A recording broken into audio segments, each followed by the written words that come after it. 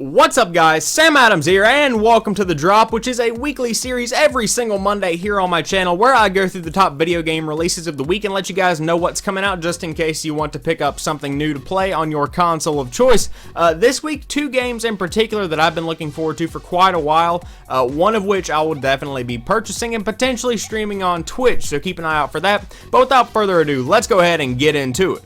Starting off, we've got Wolfenstein The Old Blood coming to the PS4, Xbox One, and PC this week for $17.99 if you get that 10% discount for the PlayStation Plus subscribers, and then $19.99 for everyone else, which is still an amazing deal. But basically, this is the prequel to last year's Wolfenstein The New Order, which a lot of people enjoyed, including myself. I thought it was one of the best FPS games that came out last year, but in the Old Blood, you play as Blazkowicz, the main character from the New Order, and you break into Castle Wolfenstein to get some Nazi intel and try to take down this doctor that is trying to summon some dark mystical force to win World War II for the Germans, which of course we know absolutely cannot happen. But it's just as packed with all of the blood and gore and action and just over-the-top action sequences and kind of steampunk-ish World War II stuff that we really loved from the New Order. So if you haven't played New Order, totally recommend going out and checking that one out because it's probably like 20 bucks right now.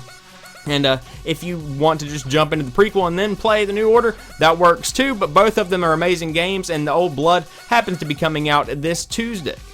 Next up, we've got Shadow of Mordor Game of the Year Edition coming to the PS4, Xbox One, and PC, and its price point is pretty decent at $50, which is great for what you get. Of course, as most Game of the Year editions tend to go, you get the base game and then all of the DLC that has been released for that game, which includes story packs, skins, runes, which are pretty cool. I like to think of them as perks for like swords and daggers and stuff. It works really well, and it's really great how they did it. You just kind of have to play it to understand it.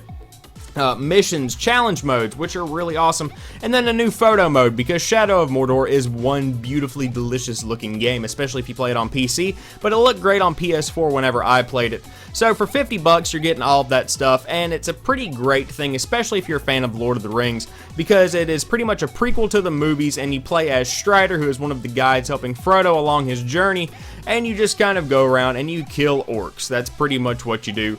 And you can start, there have been stories where you start at the top of a mountain and you just fight all the way down a mountain. It's got that Batman Arkham style fighting gameplay to it, so it's really fluid, really fun to play, and I would recommend checking this one out. I'm going back and playing it on PS4 at some point. I might stream it, I don't know. But it's a really good game. I enjoyed it while it lasted. But back whenever I was playing it, I just didn't really like Lord of the Rings. But I've been watching them recently and I'm getting more into them. So hopefully I'll get back into that. But if you love Lord of the Rings, or if you're just looking for some kind of new fighting game to kind of keep your interest, this one's coming out this week and you get a lot for your buck. Next up, we've got Project Cars, finally hitting the PlayStation 4, Xbox One, and PC. So I kind of want to start off with saying, whenever Drive Club was coming out last October, Project Cars is what I was hoping Drive Club would be. And of course, Drive Club flopped, and a lot of you know, if you've been on the channel for a while, that I'm still a little bit salty about that. But Project Cars is coming out this week, and it's pretty much what you would really want any kind of racing simulator to be. It's extremely realistic. The weather simulation is great.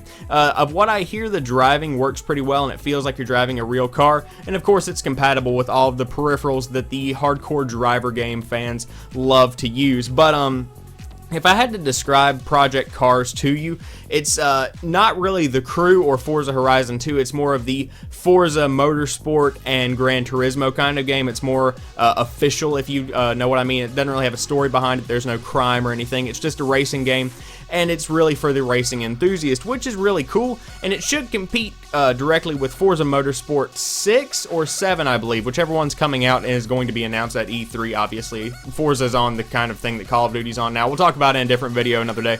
But Project Cars looks really great, coming on the Xbox One, PS4, and PC this week. A lot of people have been looking forward to this, and if you're looking for a new kind of racing simulator in your life this week, I would totally recommend picking up this one. So there you guys have it. I hope you've enjoyed this video. If you did, drop me a like down below and comment what games you're going to be picking up this week, if anything. Did I miss something? Let me know in the comments down below. And of course, if you are new to the channel, don't forget to head over and check out some of my other content. I upload new stuff like 4 or 5 days a week, so there is something new every single time you drop by here on the channel. And as always, I want to thank each and every one of you guys for watching this video. Have an awesome week. Peace.